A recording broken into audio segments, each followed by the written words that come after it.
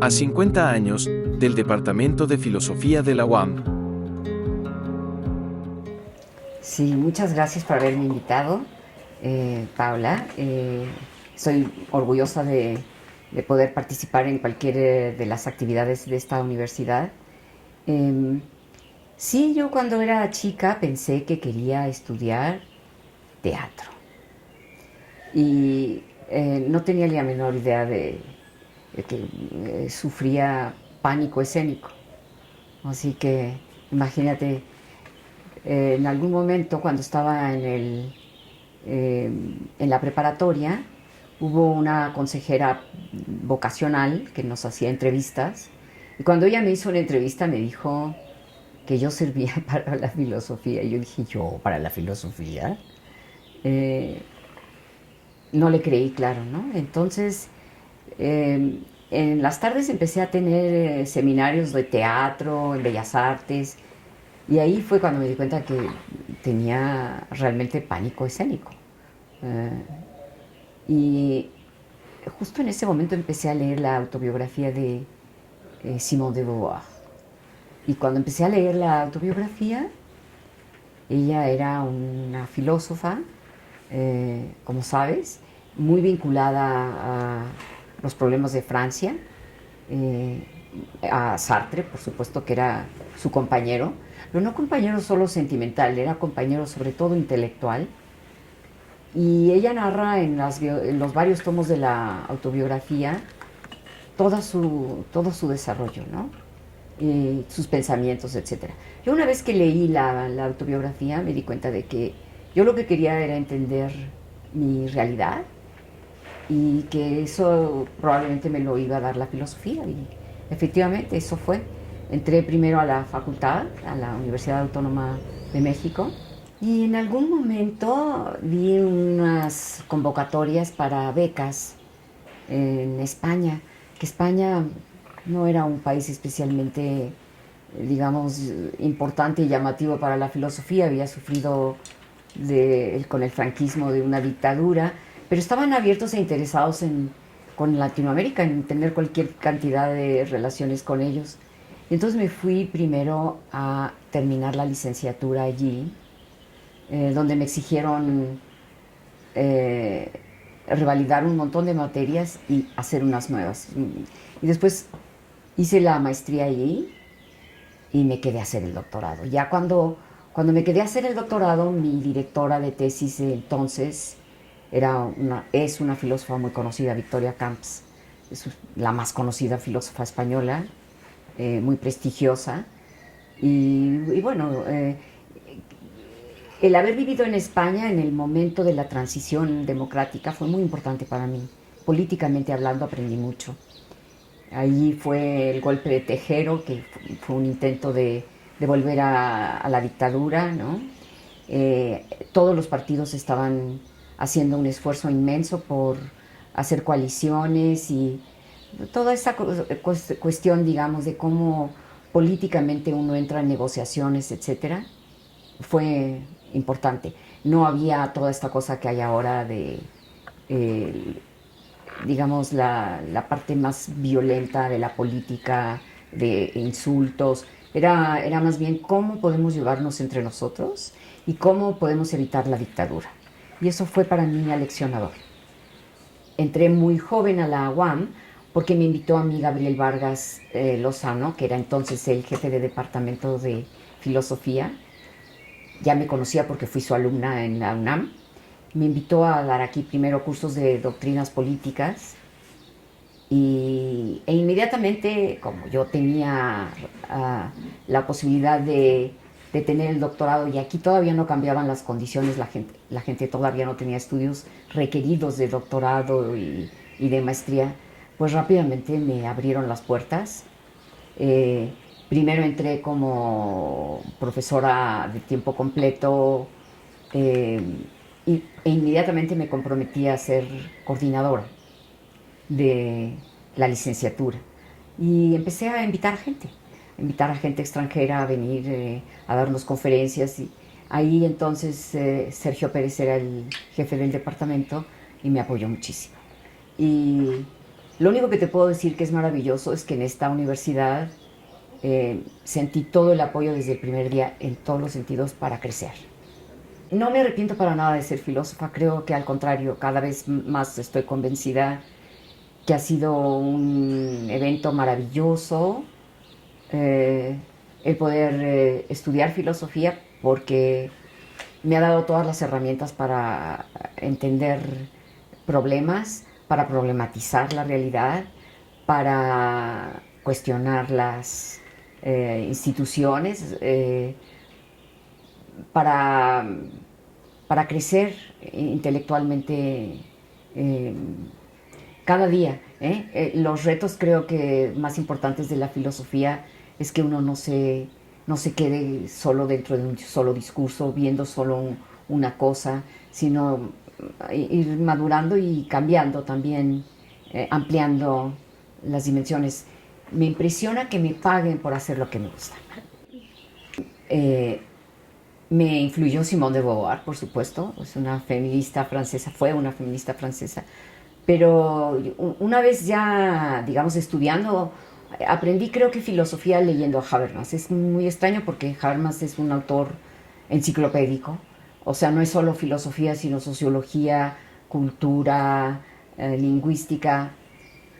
Y para poder seguir sus libros tenías que ir a leer otros libros y otros autores. Pero él me enseñó básicamente filosofía, ¿no? Y te diría que esto es muy importante. Yo he tenido una gran amistad teórica y obviamente afectiva con Nancy Fraser, es una feminista neoyorquina.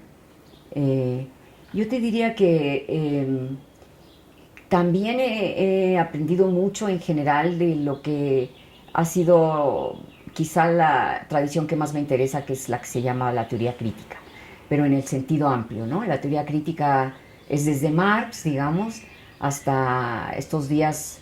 Yo te diría que la obra más interesante que me tiene en estos momentos totalmente apasionada es la obra de un estudioso de la teoría legal, pero filósofo de la teoría crítica, que se llama Bernard Harcourt. Tiene un libro fabuloso que se llama Crítica y Praxis. Sí, yo creo que la filosofía es un cuestionarse profundo las creencias, como dice Bernard Harcourt, las ilusiones que uno se va haciendo sobre cosas. A mí, digamos, mi interés principal ha sido tratar de pensar sobre temas que están relacionados y vinculados con la justicia. Por eso en algún momento me interesó el tema de la esfera pública. Esta es una categoría central, digamos, en donde entran los movimientos sociales, que en mi opinión son los movimientos sociales de gran alcance los que al final terminan definiendo nuevas versiones de lo que podemos nosotros considerar la justicia. Así que este sería, digamos, algo permanente en mis preocupaciones, cómo pensar a la justicia, de qué manera nos informamos de los reclamos de la gente que padece las injusticias y de qué manera podemos articular eso nosotros en la teoría, ayudando a vincular los problemas de estos reclamos con teorías que puedan ser explicativas y estimulantes para que los cambios sean posibles. Así que la otra gran vertiente sería pensar en la idea de los movimientos sociales, especialmente el feminismo, que es lo que me interesa a mí, pero los movimientos sociales transformando nuestras concepciones de justicia de una manera radical. Bueno, creo que este es un momento central, el que estoy viviendo yo ahora, pero el que estamos viviendo todos. Porque yo siempre pensé que la esfera pública era la herramienta fundamental en el que se manifiestan o se manifestaban los movimientos sociales, porque tenían, digamos, como interlocutor al Estado. Así es como surge el modelo originario en el siglo XVIII. Empezaron a exigirle y a rendir cuentas al Estado. Y eso transforma radicalmente, digamos, el papel político de los ciudadanos y ciudadanas. en un papel más activo que el que querían originalmente los teóricos del contrato social. Entonces, para mí la opinión importante es que en el mundo, digamos, como está tal cual ahora, rebasando, por ejemplo, con relaciones más allá del Estado, que implican tener que tomar decisiones colectivas planetarias, para no usar la palabra globalización, planetarias.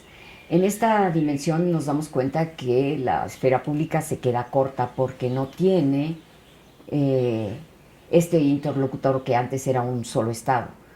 Tendríamos que tener una especie de institución planetaria que no tenemos. Y nos queda entonces pensar, y ese es el problema de ahora, ¿no? ¿En qué medida ahora podemos nosotros concebir cómo articular la posibilidad de poder tomar decisiones planetarias sin que esto tenga que ser simplemente solo con los países y sus intereses, sino en los intereses de las comunidades, especialmente, digamos, las comunidades que más padecen, que son las más pobres, los países latinoamericanos, África y en algunos momentos Asia, ¿no? Por ejemplo, las decisiones que se deben de tomar sobre el calentamiento global.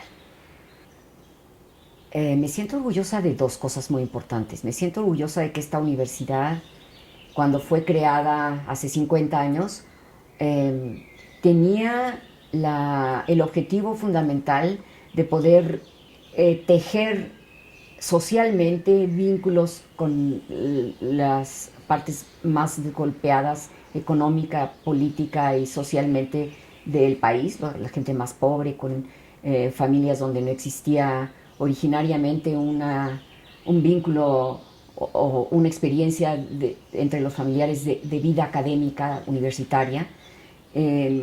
Y se pensó que estos campuses iban a estar colocados en estas zonas como Iztapalapa y Azcapotzalco y Coajimalpa, etc.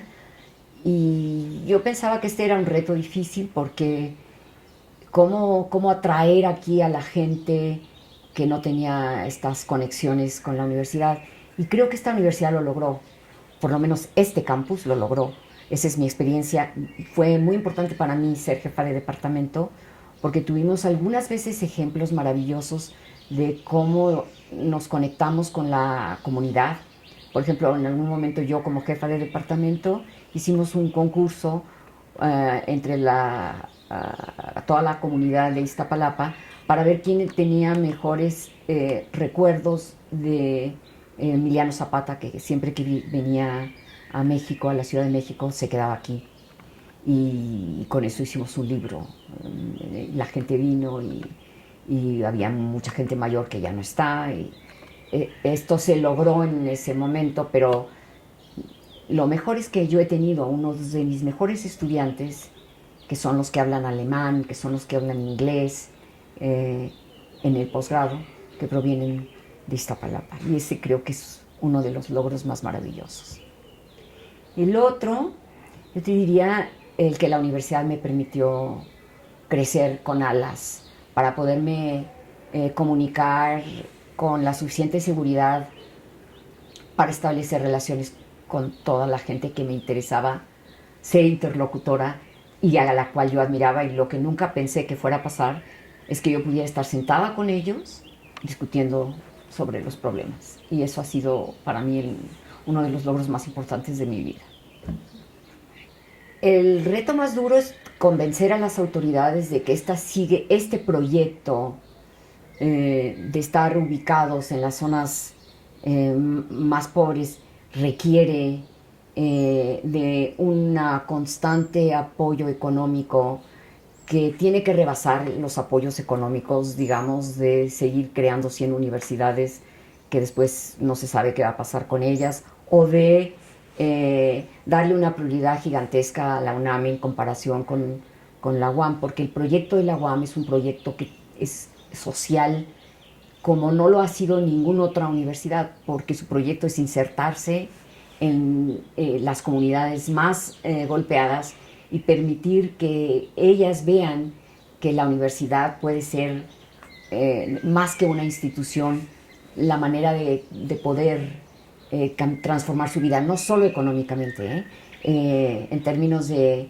la vida orgánica, de pensar de otra manera, de saber que aquí hay un apoyo económico, un apoyo de actividades culturales, un apoyo, digamos, médico y de salud, de información, de saber cómo alimentarse, dietético, ¿no?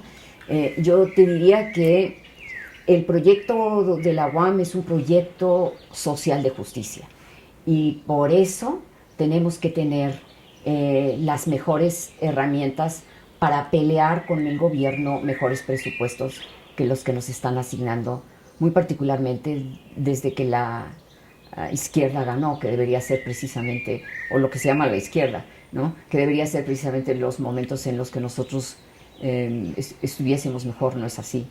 Y creo que esto es la tarea, el reto más grande que tenemos nosotros. Tenemos que jugar un papel intelectual más público diciendo de qué se trata este proyecto universitario de programa social de justicia. Insistentemente se lo dije al rector que tuvimos, que fue un maravilloso rector, Rodrigo Díaz Cruz. Nosotros pudimos, gracias a él, reconstruir edificios, que fue una parte importante en la que nos vinculamos muy profundamente con Claudia Sheinbaum y con Clara Brugada, curiosamente. Claudia como gobernadora de la Ciudad de México y Clara como alcalde de Iztapalapa. Y creo que la ayuda con ellas dos fue suficiente en algún momento, pero eso no lo debemos descuidar. Debemos que tener la posibilidad de estar permanentemente cuestionando públicamente el financiamiento que tenemos, tener digamos, un espectro vital más importante que el que hemos tenido políticamente hablando. Sí, yo creo que todo. O sea, una de las cosas que me ilusiona es saber que mis estudiantes, muchos de ellos, tienen ahora vidas académicas muy exitosas. Varios de ellos han ganado premios, están colocados en muy buenos puestos en las universidades, son líderes de opinión.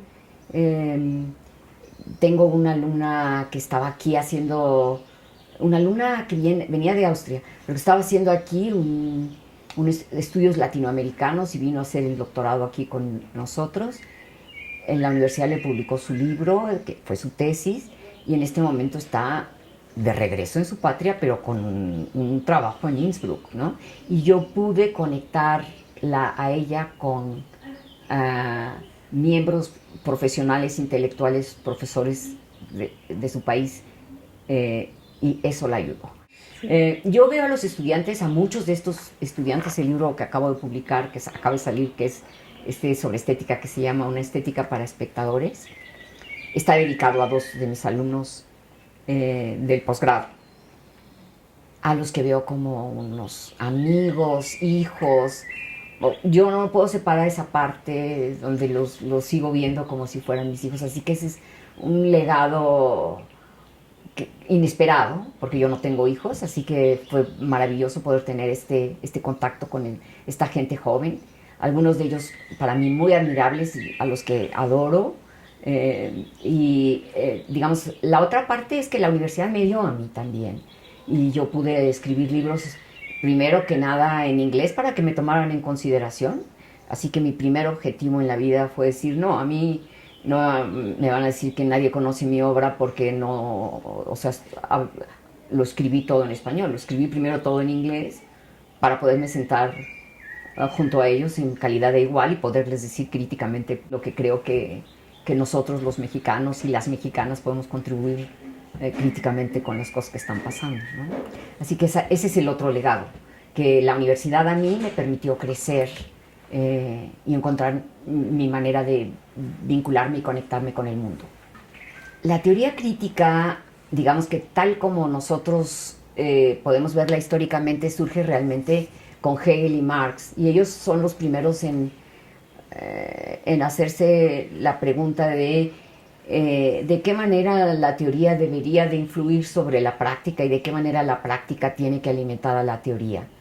Y digamos, vínculo entre teoría y práctica fue fundamental en la obra de ellos dos. Y después en el siglo XX hubo por primera vez en algún momento un dinero que se juntó en Alemania para que un grupo de pensadores, todos ellos preocupados con la idea de transformación del mundo, con el marxismo, no eran marxistas ortodoxos, tenían intereses plurales, pero la fundamental convicción de estos autores era cómo podemos evitar el sufrimiento, el hambre, la pobreza. Todos estos son problemas, digamos venían en la herencia de Marx, pero que ellos se dieron a la tarea de pensarla históricamente en su tiempo y vinieron a reformular un concepto que para nosotros es parte del legado de la teoría crítica, que es la crítica inmanente. ¿Qué significa crítica inmanente? La crítica que surge de las propias condiciones actuales, históricas, políticas, sociales, lo que significa que no existe una teoría que tiene uno que ver como una especie de receta de cocina, sino que cada época histórica tendría que saber configurar nuevas formas de entender la realidad que permitan volver a hacerse la pregunta de cómo puedo yo contribuir en la teoría a la práctica y cómo puede, digamos, estos movimientos sociales, estas prácticas sociales que cuestionan los problemas, cómo pueden ellos tener una incidencia profunda en nosotros. Creo que lo más importante de poderle legar a las alumnas un aprendizaje de experiencia es saber que la experiencia propia tiene un valor importante y que lo que uno requiere es poderla traducir no en un sentido identitario de solo se trata de mí, sino de qué manera lo que me ha pasado a mí puede ser un canal de apertura teórica para ilustrar injusticias. Y esta es una de las cosas más importantes. Creo que el movimiento, por ejemplo, del Me Too, el hashtag, como dicen, Me Too, tiene un sentido muy importante cuando muchas mujeres pensaron, a mí también me ha pasado eso. O sea, no es una cosa en la que yo fui culpable, no es cómo iba vestida, no es el lugar en el que elegí estar sentada, ni cuánto había bebido o en qué fiesta estaba participando, sino hay instituciones, digamos, patriarcales que se han construido precisamente muy en contra de la libertad de las mujeres y de su autodeterminación. Entonces, la mejor manera de aprender a reconquistar el territorio que nunca nos ha sido legado, digamos, por parte del patriarcado, sino que es una conquista de estas jóvenes de ahora, a la que viene precedida de muchas luchas de otras mujeres, por supuesto, en el pasado, tiene que darse cuenta de que las instituciones están todavía configuradas por los hombres y que es necesario que ellas puedan transformarlas. El feminismo son los feminismos, ¿no? Yo creo que es en plural y tenemos el problema en estos momentos de repasar críticamente cuándo las feministas han excluido a otros grupos importantes en el pasado también. Y en la medida en que podamos hacer conexiones con otros movimientos sociales, como son todos los activistas ecologistas, mujeres, hay muchas en Latinoamérica indígenas, ¿no? Creo que en la medida en que, digamos, uno pueda articular mejor un movimiento de movimientos, el feminismo será la posibilidad de lo que yo llamo un concepto de movimiento, implicando con ello que es un movimiento cuya fin es la transformación radical de la sociedad. Piensa que si de veras se puede cambiar radicalmente a la sociedad, tiene que ser porque las mujeres lo cambian todo. O sea, el trabajo reproductivo, la responsabilidad colectiva en la casa, la participación y el compromiso en los trabajos, la educación compartida. Es un trabajo radical de transformación. Y desde luego pensar esto en términos interseccionales, en términos en donde todas las estructuras que nos oprimen, dominan, están vinculadas como una estrella a los entrecruzamientos con la dominación a las mujeres. Quisiera invitar a que los alumnos, las alumnas, los profesores tengan más claro que es importante no bajar la guardia con respecto a poder tener una presencia intelectual importante con respecto a todos los problemas que aquejan al mundo, ¿no? Piensen que, por ejemplo, en este momento planetario, lo que está pasando en Gaza está repercutiendo en muchos países y han sido los universitarios, las universitarias, los que han estado empujando a la solidaridad con Palestina, a que se cree efectivamente la posibilidad de los dos estados. Y aquí no se ha movido mucho. He visto algunos carteles, he visto algunas cosas, pero creo que en la medida en que nosotros estemos más comprometidos con lo que nos pasa a nosotros, pero lo que les pasa a otros, la universidad crecerá. Y crecerá la posibilidad de que nosotros tengamos también incidencia en nuestra realidad y en la de otros.